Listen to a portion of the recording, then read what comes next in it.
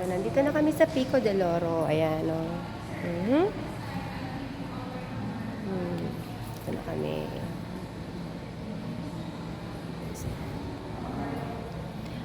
Late kami nakapunta kasi dumaan pa kami ng clinic dahil nagpabakuna pa ako.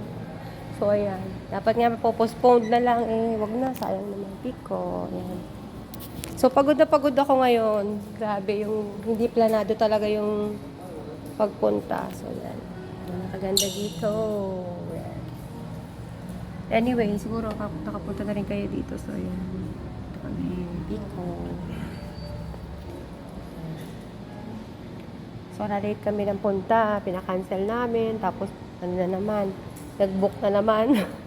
Kasi nakalimutan ko ng pusa. So, nagpabakuna pa kami kanina. Oh, ayoko namang hindi magpabakuna dahil 2 days kami rito. So, ayokong nag-aalala. Yun. Nakakainis kasi yung pusa ko. Tumalon sa mukha ko nung nasa gate. Tumalon siya. So, ayan. So, nakakapagod. Ayan. Pagod ako.